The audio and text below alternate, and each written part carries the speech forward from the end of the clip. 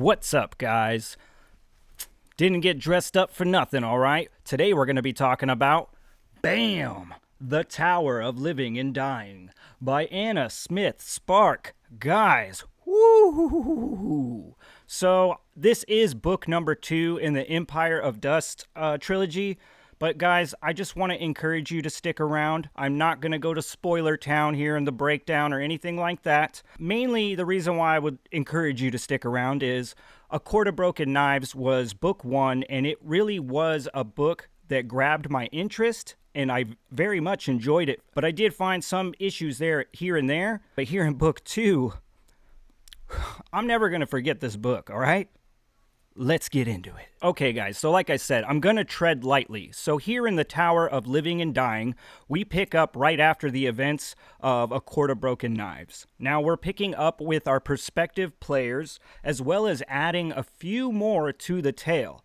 Now, like I said, I don't want to spoil too much. So what I will say is here in Book 2, we as the reader will be going on quite the journey. We as the reader are going to follow an ever-increasing army that is set out and is just going to wreak murderous mayhem and havoc while in search for things that are lost. We will follow lovers as one of them struggles and fights to bring balance to the other. We will gain perspectives on other characters that really make us ask questions, whether or not these people are suffering from karma or are they really victims of another's wrath. As well as we will return to that once golden city that has really been reduced down to just being cannibalized almost by itself through all this political backstabbing and just maneuvering within the shadows. As well as this thread really does bring a level of desperation from a certain character, one that I specifically kind of needed out of that character. Okay, so I said I was going to kind of keep it light, and I think I'm going to stop there because there's plenty for me to get into and kind of, just scream about why I love this book, and also where I think that she just improved as an author and just delivering the story here to us as the reader. Number one, I'm going to go into her writing style because I still do think that this is one thing that's either going to attract the reader or repel them. One thing, I guess, just the content. These are dark and dastardly books, man. That's one reason why I fucking love them. This is an uncompromising world, and you're going to be going through uncompromising events. So if you are squeamish, these are not really the books for you, but that's not exactly what I'm getting at here with the writing style. It's more or less Anna Smith Spark's unique delivery, where she can just kind of really bring a chaotic atmosphere, maybe too chaotic for some. Personally, I found it just right. It's that dark and delicious mixture that really sucked me into the story and made me feel like I was on this battlefield amongst all the chaos. But it's also in these chaotic times that she unleashes just a massive amount of beauty on the reader as well, with these silvery lights and magic and everything. This thing is just as violent and visceral as it is beautiful and awe-inspiring. It gave me the fantasy feeling. And I'm like, this is something I call, it's just, man, I've only gotten this feeling a handful of times. And it's like reading Tolkien, reading Baker. I got it while reading this book. Now, I want to dive into this just a little bit and explain this fantasy feeling thing, because for me personally, I have a very overactive imagination. I don't need an author to describe everything down to the nitty-gritty detail. Most of the time, that turns me off a little bit. But if you can put imagery in my head and just throw that stuff at me while I'm starting to create all this stuff in my head and imagine it on just, that flow state level, when you hit me with something where other people will be like, well, that was anticlimactic, they didn't describe it in very good detail, I didn't need it. I don't need it because she built the scene, delivered me the event, and let me take over from there. Really, she just, she's got the fucking vehicle, but she gives you the wheel. And god damn, it's like together we just created the most amazing imagery I've ever had inside my head. God, yeah. Now I want to take a second and talk about the characters in the book because we are adding some new perspectives. We're following our, old cast of characters coming off of book 1. And I think that it's funny because I feel that the characters are living and breathing even more here in book 2, but there's not exactly this like character development. Like most of our characters kind of stay themselves. There are shining moments here and there, but most of them besides Thalia pretty much are just, it's like a continuation of them. But Anna Smith Spark has done something where they just feel more alive. They feel more desperate. They feel more powerful. They feel more whatever you want. They just all were clicking. Where I kind of had some issues with some of the perspectives in book 1, I had no issues with any of the perspectives in book 2. I wasn't waiting to get back with Marith or Tobias. You know what I mean? I was more than comfortable sitting in Orhan's perspective, or sitting with his wife Bill's perspective, or Landra's, anyone's. All of them were great. So let's get into these characters. So first I want to talk about Orhan and Bill, his wife Bellel, because if you guys remember my A Court of Broken Knives review, you know that I kind of criticized this perspective and these parts of the book. I did feel like they kind of slowed things down, and at times they were a little boring, but they were, they were there for the political intrigue. They really hammered out some of the, twists and turns, ins and outs of what was going. Some ground was being set there. And by the end of book 1, I was very interested in what was going to happen with Orhan and Bill. And honestly, Anna Smith Spark did not let me down. She dialed everything in just perfect. I just don't regret reading a second of these perspectives. They were fucking great. The desperation in Orhan, you could smell it, you could taste it, you could see it. It was a living, breathing aspect of this story, and it hit me so hard that I just enjoyed it because it felt real. And then you switch over to his wife. This was one of the more... I actually applauded this character back in book 1 because she felt like a strong female character. And here in book 2, it doesn't change whatsoever. It just gets ramped up that much more. If anything, the reader will respect a woman like Bill tremendously, especially after the events that unfold and all that she goes through. This is a very heart-wrenching part of the story, as well as it does continue the political intrigue. But this is where Anna Smith Spark really cranks up the political intrigue as well. Next, I want to talk about Landra, because this is a new perspective really for us as the reader. And coming off of book 1, we know a little bit about Landra and her motivations, so to speak. But I do think here in book 2, we really elaborate on those motivations and her past and just kind of why she was doing the stuff that she was doing there in book 1. Certainly some people, depending on who you like and which camp you lie in, you know what I mean? You could roll into here in book 2 and just immediately be kind of laughing at Landra's situation, well, you got what you deserved kind of thing. But I would argue as the reader, once you start to kind of unravel a little bit more of Landra through her perspective, you can really get on board her motivation and understand why she did the things that she did and why she's now going to do the things that she's going to do. Next, I want to talk about Tobias, because Tobias, probably most readers are going to like Tobias, even though he's just a super cynical, salty mercenary. Just the stuff that goes through his head or that drops out his mouth every once in a while will make you laugh, just because it is kind of like listening to the most miserable bastard of all time. But we know Tobias because we hung with him there through book 1, and rolling into book 2, there are certainly some questions going on with Tobias and kind of why the fuck did you do some of the things that you did, And I don't know if we get a whole lot of clarification there. I think we get a little bit of, some answers, not the whole picture. But either way, we know that Tobias and Marith Altrasir are two characters that, whether he likes it or not, they are entangled with one another. And here in book 2, they just get entangled that much more.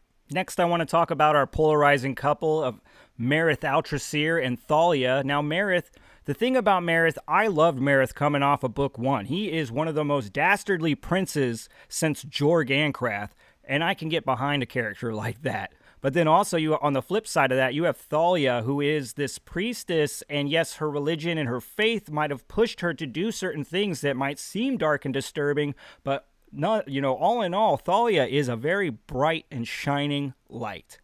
Another thing about these two is, it's not just their personalities that are polarizing. It's this far along the journey, their character development is now becoming polarizing as well.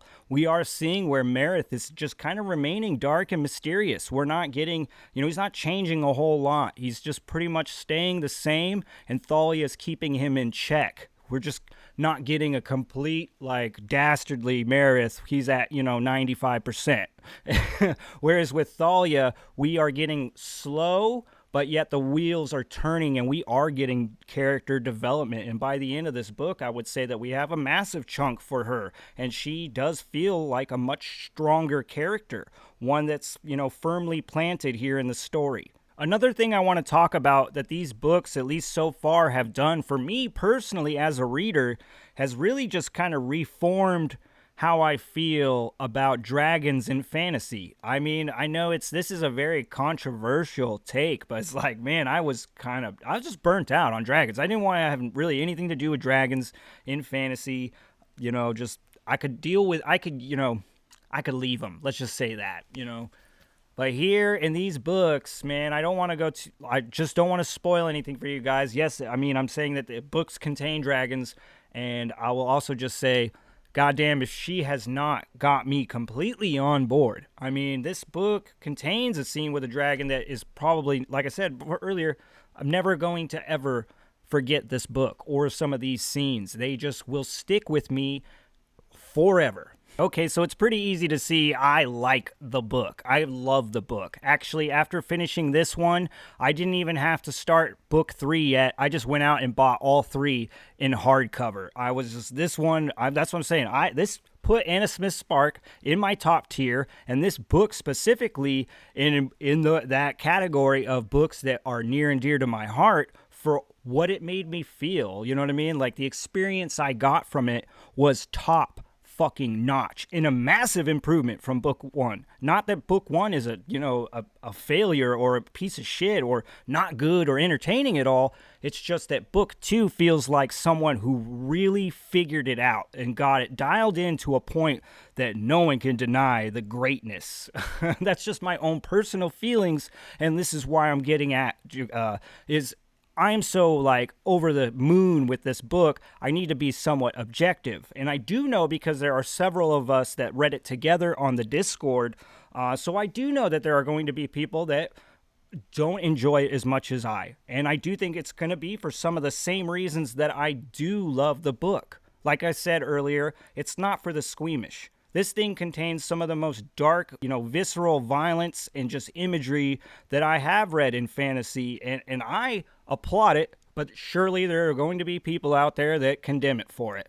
Once again, too, we're working into characters where some characters are not exactly growing as characters, and I know that this is something that some people are like, oh, you know what I mean, there's no character, like, I am a firm believer that not everybody has to grow. They just have to be an interesting character. If you're an interesting character, I'm going to be willing to ride through the fucking Miss Avalon with you, regardless if you get better or worse. Doesn't fucking matter. Doesn't fucking matter. That being said, I do know that there are going to be readers out there that are disappointed that some of our players are not changing, especially not changing for the better.